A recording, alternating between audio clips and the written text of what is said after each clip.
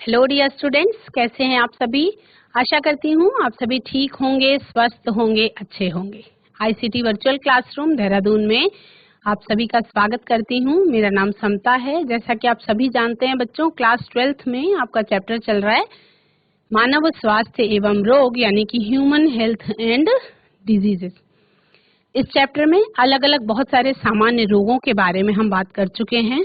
हम बात कर रहे हैं प्रतिरक्षा के बारे में। तो बिना देरी किए हुए चलेंगे स्मार्ट बोर्ड की तरफ और हम प्रतिरक्षा के बारे में समझेंगे कि किस तरह से हमारे शरीर के अंदर कौन सी पावर है और कितने प्रकार की होती है जिससे हम रोगों से लड़ने में हेल्प मिलती है हमें। बच्चों, आपका चैप्टर चल रहा है मानव स्वास्थ्य एवं रोग। क्लास 12th का चैप्टर है मानव स्वास्थ्य एवं रोग।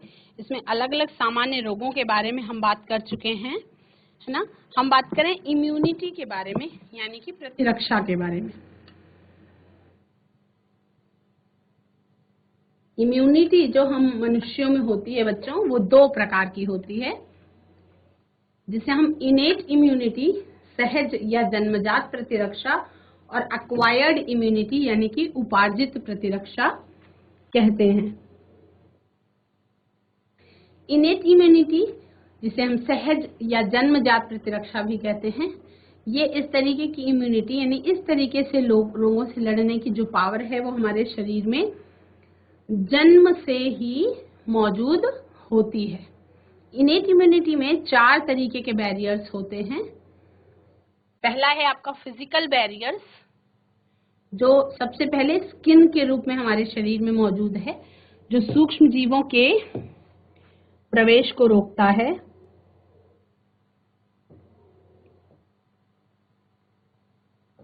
स्किन मेन बैरियर है हमारे शरीर का।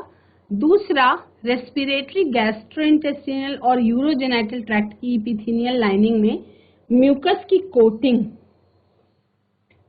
ये भी हमारा फिजिकल बैरियर्स में आता है।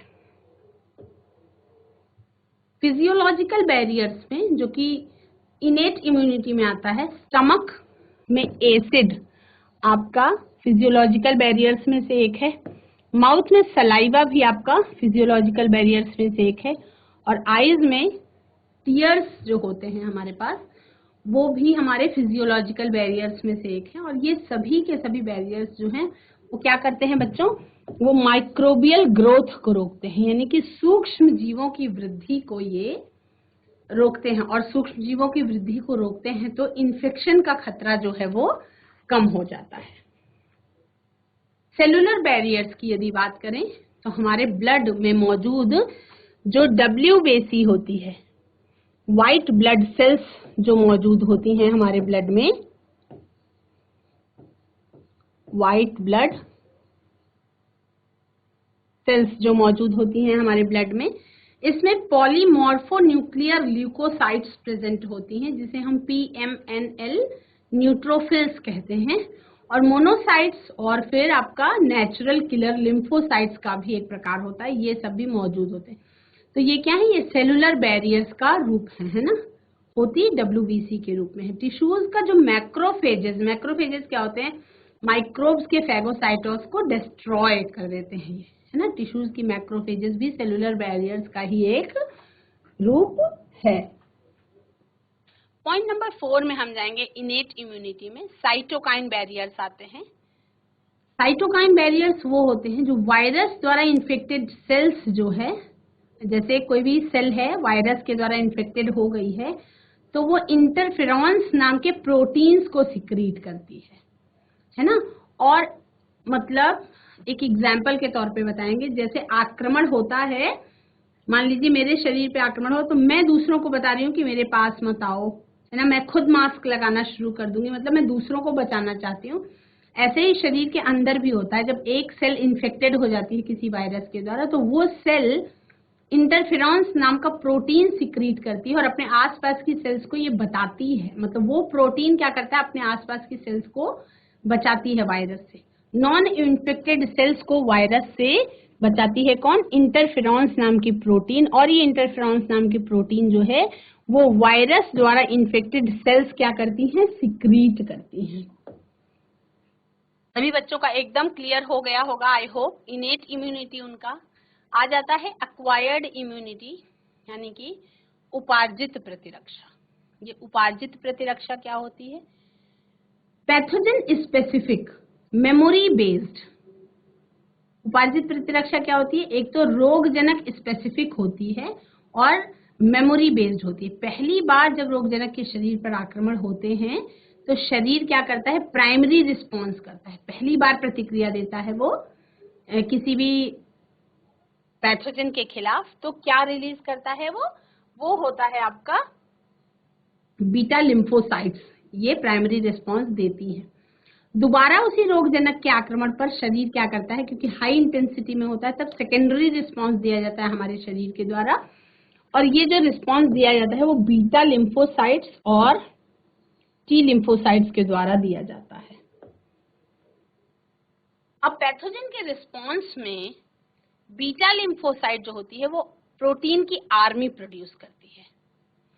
बहुत ध्यान से सुनते हुए समझते हुए आगे बढ़ेंगे बच्चों, बिल्कुल भी कंफ्यूजन नहीं क्रिएट करनी है। पैथोजन के रिस्पॉन्स में बीटा लिम्फोसाइट जो है वो प्रोटीन की आर्मी प्रोड्यूस करते हैं। अब ये जो प्रोटीन की आर्मी प्रोड्यूस होती है, इसी प्रोटीन की आर्मी को हम एंटीबॉडीज कह सकते हैं। प्रोटीन्स की आर्मी प्रोड्यूस होती है जो रोगजनक या किससे? पैथोजन से लड़ सके। अब उसी एंटीबॉडीज जो है, एंटीबॉडीज कौन सीक्रेट करती है? Beta lymphocyte. एंटीबॉडीज कौन सीक्रेट करती हैं बच्चों? Beta lymphocyte. जो टी लिम्फोसाइट है, बीटा लिम्फोसाइट कब बनी? जब प्राइमरी रिस्पॉन्स के द्वारा।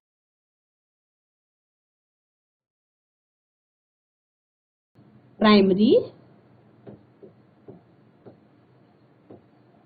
रिस्पॉन्स के द्वारा बीटा लिम्फोसाइट बनी। अब बीटा लिम्फोसाइट एंटीबॉडीज बनाती हैं। टी लिम्फोसाइट क्या करती है कि बीटा लिम्फोसाइट की तरह एंटीबॉडीज का निर्माण नहीं करती, लेकिन स्वयं एंटीबॉडीज ना बना करके क्या करती है? बी सेल्स को एंटीबॉडीज बनाने में हेल्प करती है। मतलब खुद तो एंटीबॉडीज नहीं बनाती, लेकिन हेल्प करती है एंटीबॉडीज को बनाने में। तो ये तो आप सबको नोट करना है।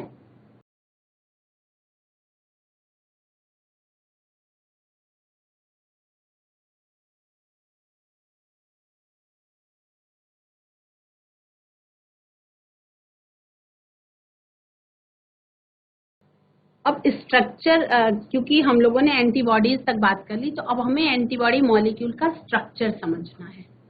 In every antibody molecule 4 peptide chains are present. हर एक एंटीबॉडी मॉलिक्यूल में 4 पेप्टाइड चेन्स प्रेजेंट होती है। यहाँ पे थोड़ा सा आपका बायो के अंदर केमिस्ट्री का पुट है। आप सभी जानते हैं एक ब्रांच है स्पेशलाइज्ड पूरी बायोकेमिस्ट्री। बायो के अंदर जब केमिस्ट्री एंटर कर जाए तो बायोकेमिस्ट्री कहलाती है। और अब जब हम बायो को थोड़ा सा डीप पढ़ते हैं बच्चों, तो हमारे शरीर के अंदर जो है वो बहुत सारे केमिकल्स का जाल है। हमारे शरीर के अंदर सारा खेल ही जो है वो केमिकल्स का है ना। तो जब हम स्ट्रक्चर से आगे उनके फंक्शनल लेवल पे जाते हैं तो हमें केमिस्ट्री से समझना पड़ता है उसको। तो अगर हम हर एक एंटीबॉडी मॉलिक्यूल का स्ट्रक्चर देखें तो हर एक एंटीबॉडी मॉलिक्यूल में 4 पेप्टाइड चेन्स होते हैं, 4 पेप्टाइड चेन्स होते हैं, जिसमें एग्जाम्पल्स हैं सम एंटीबॉडीज के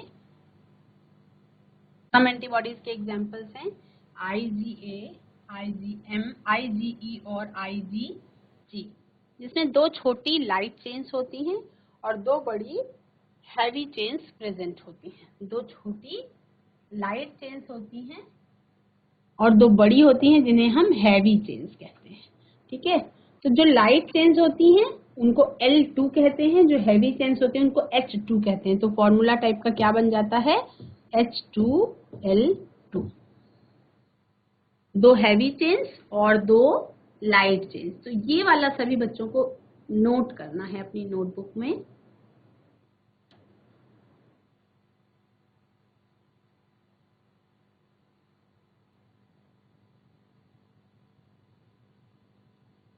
क्लियर है सभी बच्चों का? हम आगे बढ़ेंगे। ये हमने देखा था structure of N antibody molecule. Structure है एंटीबॉडी मॉलिक्यूल का, जहाँ पे एंटीजन बाइंडिंग साइट है ये,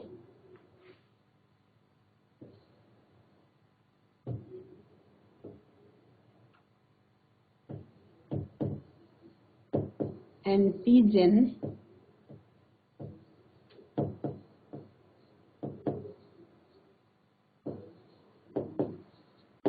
बाइंडिंग साइट है।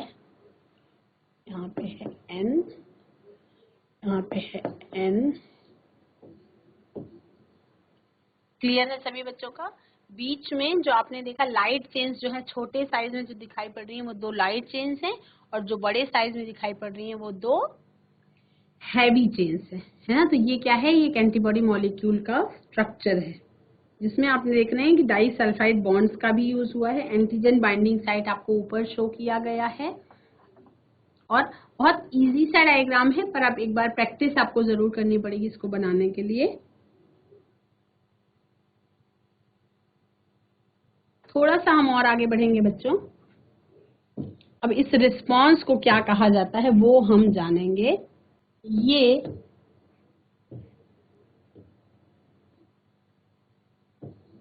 एंटीबॉडीज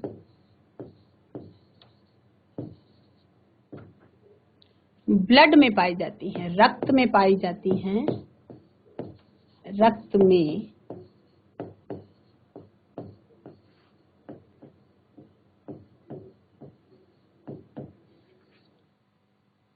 इसलिए इस रिस्पांस को हम क्या कहते हैं? इसलिए इस रिस्पांस को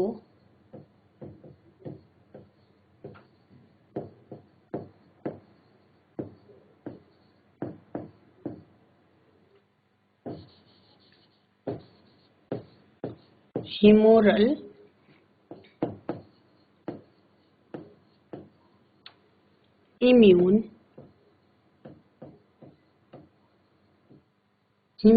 इम्यून रिस्पांस या एंटीबॉडी मेडिएटेड इम्यूनिटी भी कहते हैं। या क्या कहते हैं?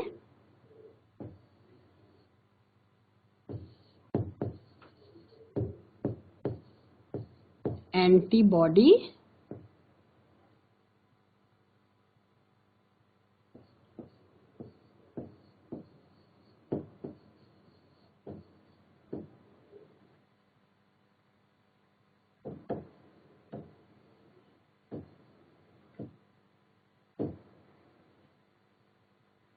और इसको शॉर्ट फॉर्म में कहते हैं AMI भी कहते हैं।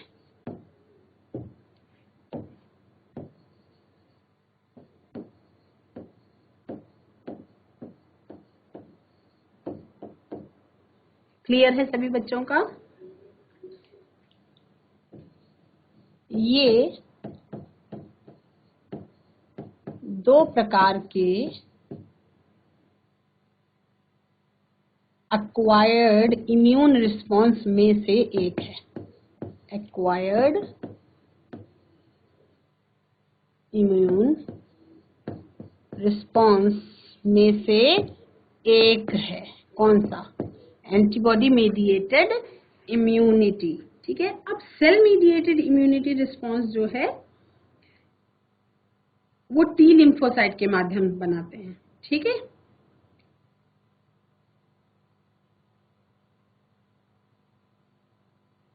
इम्यूनिटी रिस्पांस भी 2 तरीके का होता है। ठीक है। इम्यूनिटी रिस्पांस की यदि हम बात करें तो वो भी 2 तरीके का होता है।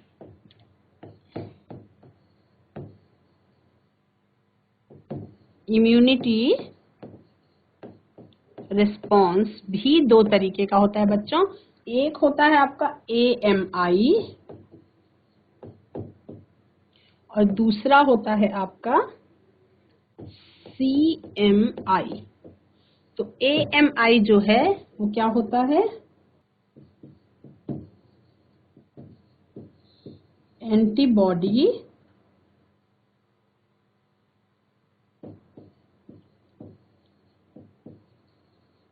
Mediated immunity.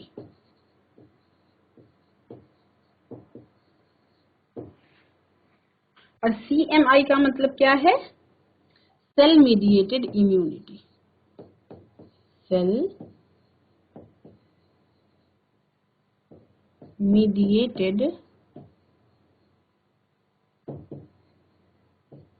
इम्यूनिटी। क्लियर है? और ये जो है ये किसको? टी लिम्फोसाइट को माध्यम बनाते हैं। लिम्फोसाइट को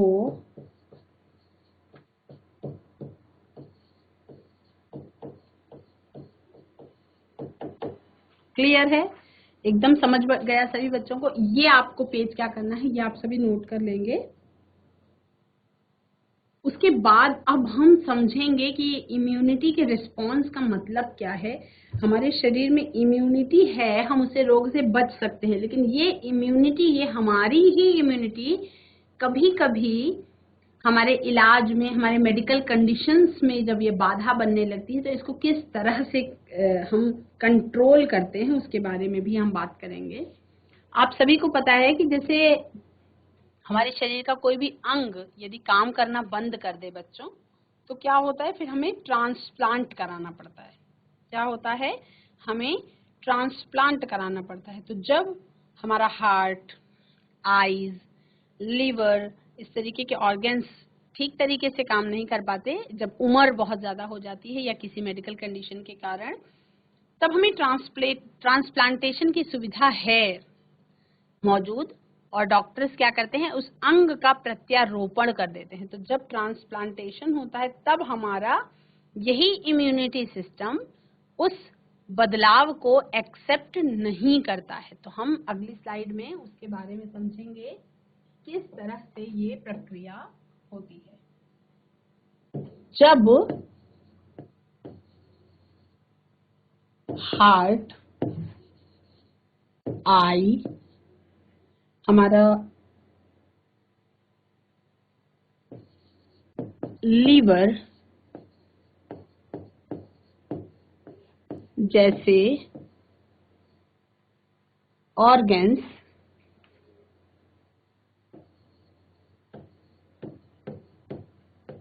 ठीक से काम करना बंद कर दें तो क्या होता है? तो होता है ऑर्गन ट्रांसप्लांट। क्या होता है? ऑर्गन ट्रांसप्लांट होता है। अब ऑर्गन ट्रांसप्लांट का मतलब अगर उसको आप एक घर से तुलना करें, तो जैसे हमारे घर में 4-5 लोग रहते हैं और उसमें से किसी एक व्यक्ति को हटा के उसकी जगह पे दूसरा व्यक्ति लाके खड़ा कर दिया जाए, तो घर के परिवार के सदस्य उसको एक्सेप्ट नहीं करते आसानी से, है ना? बहुत समय लगता है एक्सेप्ट करने में। तो ठीक उसी तरह से हमारा जो शरीर है, इसमें यदि कोई अंग काम करना बंद कर देता है, हम अपने उस पुराने अंग के साथ ही खुश हैं, लेकिन ट्रांसप्लांट करने से जीवन, एक नया जीवन हो जाता है। तो हम ट्रांसप्लांट तो कराना पड़ता है, मतलब डॉक्टर्स के पास ये सुविधा है कि पूरे का पूरा अंग का ट्रांसप्लांट हो जाता है, ताकि हम या कोई रोगी जो है वो एक नॉर्मल लाइफ जी सके। लेकिन ऐसा क्यों है कि ट्रांसप्लांटेशन के लिए किसी भी डोनर के ऑर्गन्स नहीं लिए जा सकते? प्रश्न यदि आपसे पूछा जाए कि ऐसा क्यों है कि अंग प्रत्यारोपण के लिए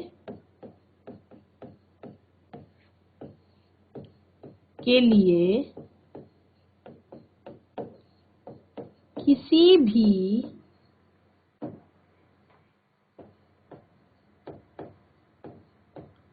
व्यक्ति का अंग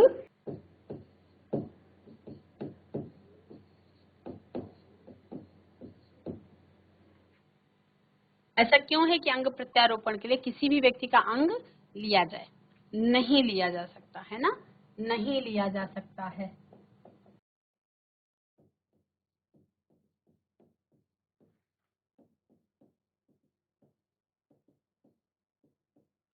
ठीक है, अब क्यों नहीं लिया जा सकता है? देखिए, किसी भी सोर्स, चाहे वो एनिमल हो, चाहे वो प्राइमेट हो या कोई ह्यूमन बीइंग हो, उसका ग्राफ्ट नहीं लगाया जा सकता है ना, क्योंकि वो हमारे शरीर में रिजेक्ट हो जाएगा, हमारा शरीर उसको एक्सेप्ट ही नहीं करेगा। तो कोई भी ग्राफ्ट या ट्रांसप्लांट करने से पहले क्या क्या चीजें मैचिंग करनी होती हैं? टिश्यू मैचिंग, आपका RH फैक्टर की मैचिंग, ब्लड ग्रुप की मैचिंग, ये सब चीजें मैच करनी पड़ती है। तो क्या क्या चीजें मैच होनी चाहिए?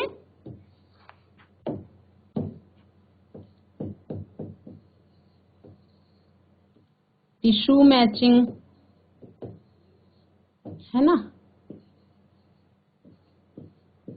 ब्लड ग्रुप, RH फैक्टर, इन सब चीजों की क्या करानी पड़ती है बच्चों? मैचिंग। और इस मैचिंग के बाद भी, ये सब चीजें मैच हो उसके बाद ही ट्रांसप्लांट हो सकता है। और उस ट्रांसप्लांट के बावजूद भी हमें पूरे जीवन, पेशेंट्स को जिनको भी ये ट्रांसप्लांट होता है उनको पूरे जीवन इम्यूनो सप्रेसेंट्स लेने पड़ते हैं। अब ये इम्यूनो सप्रेसेंट्स क्या हैं? अंग प्रत्यारोपण के बाद, अंग प्रत्यारोपण के बाद किसी भी व्यक्ति को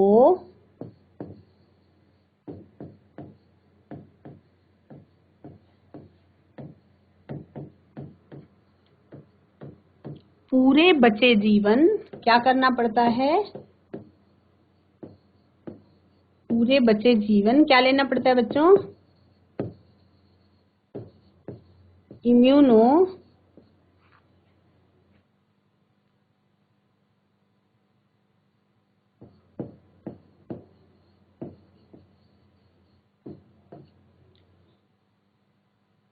इम्यूनोसप्रेसेंट्स का मतलब है प्रतिरोधी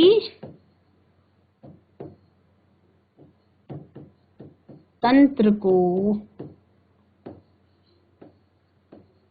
कमजोर करने या दबाने वाली दवाइयाँ, ऐसी दवाइयाँ कि जिसमें हमारे शरीर का जो इम्यूनिटी सिस्टम है वो बहुत ज्यादा रिस्पॉन्स ना करे और जो दूसरा अंग जो प्रत्यारोपित हुआ है उसको एक्सेप्ट कर सके। अगर एक्सेप्ट नहीं किया तो फिर अंग प्रत्यारोपण का कोई फायदा भी नहीं होगा। जब हमारा शरीर ही उसे एक्सेप्ट नहीं कर रहा है और उस पर रिएक्शन हो रहा है, तो हमारा शरीर भी उसको एक्सेप्ट नहीं कर रहा है, तो फिर उस अंग प्रत्यारोपण का कोई फायदा नहीं होगा। और अगर पुराना अंग रहे तो पुराना अंग मान लीजिए फेल हो चुका है तो क्या करना है? यू हैव टू चेंज, तो चेंज करना ही पड़ता है। तो इसलिए पूरे जीवन क्या करना पड़ता है? इम्यूनो सप्रेसेंट्स लेने पड़ते हैं, यानी कि प्रतिरक्षा तंत्र को कम करने, थोड़ा कमजोर करे या उसको दबाने वाली दवाइयां लेनी पड़ती हैं जिससे रोगी क्या कर सके? एक नॉर्मल लाइफ जी सके, है ना। तो अब किसी भी, अब आपको समझ में आ गया कि किसी भी एनिमल को या किसी भी ह्यूमन बीइंग को ऐसे डायरेक्ट ट्रांसप्लांट नहीं किया जा सकता, क्योंकि अंग जो है वो क्या हो जाएंगे? रिजेक्ट हो जाएंगे। एक बहुत मेन और बहुत इंपॉर्टेंट पॉइंट आपके सामने है बच्चों, हमारा शरीर, जैसे हम अपने और पराये में भेद करने में सक्षम हैं, हम अपने परिवार को पहचानते हैं, अपने कुल को पहचानते हैं, अपने देश को पहचानते हैं, उसी तरह से हमारा शरीर भी है। हमारा शरीर भी जो है वो सेल्फ और नॉन सेल्फ में भेद करना जानता है ना। हमारा शरीर भी क्या करता है? सेल्फ व नॉन सेल्फ में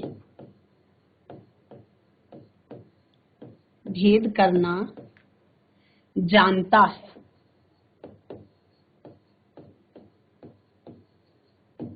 तो जब ये हमारा सेल्फ और नॉन सेल्फ में भेद करना जानता है तो cell mediated immune response graft के रिजेक्शन के लिए ये उत्तरदायी होता है ना। किसी भी ऑर्गन के रिजेक्शन के लिए उत्तरदायी कौन है? ऑर्गन के रिजेक्शन के लिए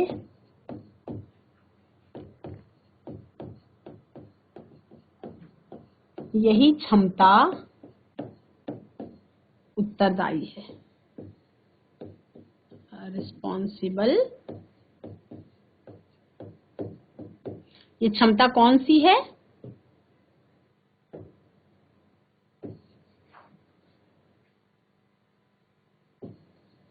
सेल मीडिएटेड इम्यून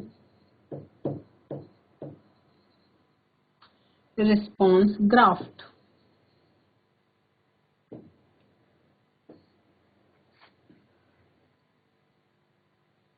सभी बच्चों का क्लियर है? यहाँ पे कोई कंफ्यूजन नहीं है आप लोगों को? यहाँ का कंफ्यूजन क्लियर है आप सभी को? तो अब आपने क्या, आपका इम्यूनिटी वाला पार्ट क्लियर हो चुका है। आप इम्यूनिटी वाला पार्ट आपको क्लियर हो चुका है। मतलब आपको इम्यूनिटी जो हमारे शरीर में है वो दो प्रकार की होती है। आप सभी को पता चल गया कि इनेट इम्यूनिटी होती है, एक्वायर्ड इम्यूनिटी होती है, और एक एंटीबॉडी मॉलिक्यूल। एंटीबॉडीज हमारे बॉडी में बनते कैसे हैं, किस तरह से हमारा शरीर सेल्फ और नॉन सेल्फ, अपने और पराये में भेद करना जानता है। सेल्फ का मतलब अपना और नॉन सेल्फ का मतलब पराया या दूसरे का, है ना, दूसरे का। तो जब अपना होता है तो एक्सेप्ट करके रखता है, जब कोई दूसरे का अंग आपके शरीर के अंदर लगाया जाता है तो हमारा शरीर ही उसको रिजेक्ट करने लगता है। तो उसको एक्सेप्ट करने के लिए उसको इम्यूनोसप्रेसेंट्स या प्रतिरोधी तंत्र को कमजोर करने वाली या दबाने वाली दवाइयां देनी पड़ती हैं। अब इम्यूनोसप्रेसेंट्स के बारे में हम जब अगले वाले यूनिट में हम इम्यूनोसप्रेसेंट्स के बारे में भी थोड़ा सा विस्तार से पढ़ेंगे।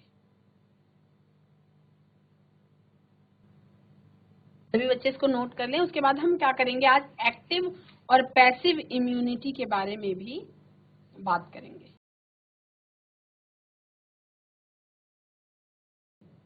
नेक्स्ट देखते हैं बच्चों, एक्टिव व पैसिव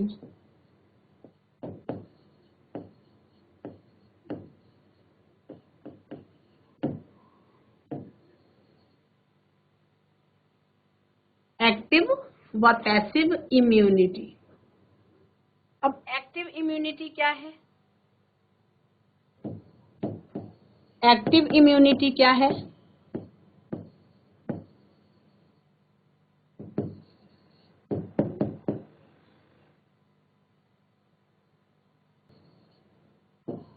जब कोई होस्ट क्या करता है, एंटीबॉडीज का सामना करता है, एंटीबॉडीज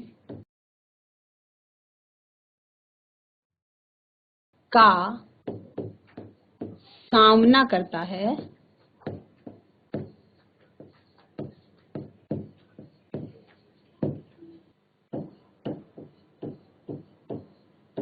एंटीजन का सामना करता है तो क्या बनती हैं बच्चों? एंटीबॉडीज बनती हैं।